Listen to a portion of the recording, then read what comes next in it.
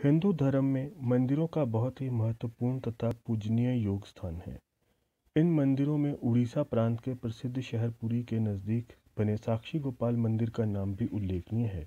यह मंदिर उड़ीसा के नज़दीक राजधानी भुवनेश्वर से लगभग 50 किलोमीटर तथा जगन्नाथपुरी से 15 किलोमीटर की दूरी पर स्थित है।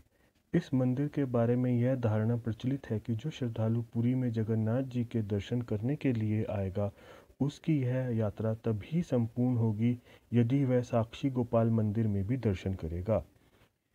दूर नज़दीक से पुरी में आ पहुँचे श्रद्धालु जगन्नाथ जी के दर्शन करने के बाद इस मंदिर में भी नतमस्तक होते हैं तथा भगवान के प्रति अपनी श्रद्धा का प्रगटावा करते हैं।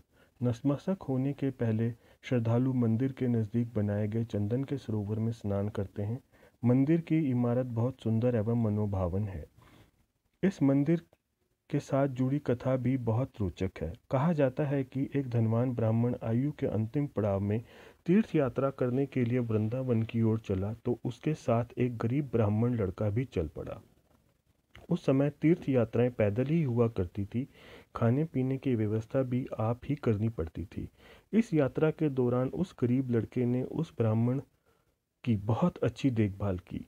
इस सेवा से खुश होकर वृंदावन के गोपाल मंदिर में उस ब्राह्मण ने अपनी कन्या का रिश्ता उस गरीब लड़के से पक्का कर दिया तथा वापस जाकर इस कार्य को पूरा करने का वचन भी दे दिया। लंबे समय के बाद जब वह दोनों पुरी आए तो उस लड़के ने उस ब्राह्मण को भगवान गोपाल जी के सामने किया वायदा याद करवाया।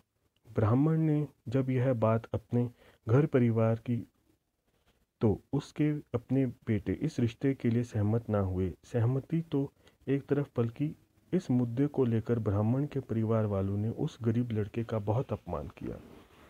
यह अपमान तथा वायदा खिलाफी से दुखी होकर वह लड़का पंचायत के पास गया तो पंचों की ओर से इस बात का सबूत मांगा गया।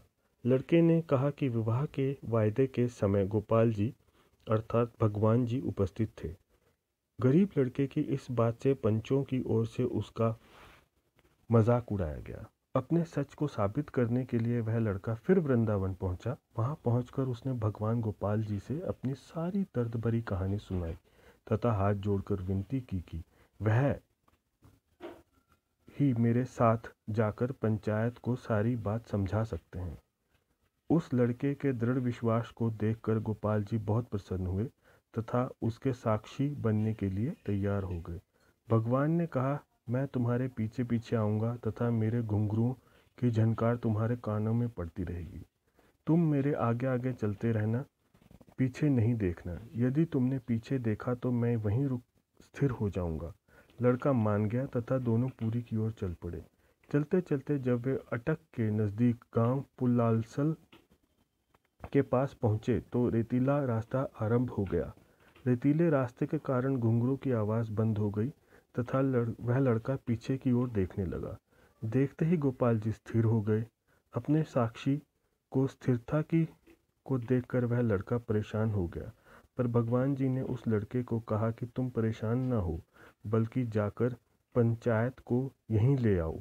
वह गरीब लड़का गया और पंचायत को वहां ले आया जहां गोपाल जी स्थिर थे। पंचायत के आने पर गोपाल जी ने वह सारी बात दोहरा दी जो धनवान ब्राह्मण ने उस गरीब लड़के से उसकी उपस्थिति में की थी। भगवान गोपाल जी के साक्षी बनने से उस गरीब लड़के का विवाह उस ब्राह्मण की लड़की के साथ हो गया तथा भगवान जी भी समा गए। उनकी याद में बना साक्षी गोपाल मंदिर यह निश्चय को पक्का करता है कि जो भक्त अपने भगवान पर भरोसा करते हैं, भगवान भी संकट के समय में उनका साथ देते हैं तथा अपना हाथ देकर संकट से उन्हें उभार लेते हैं।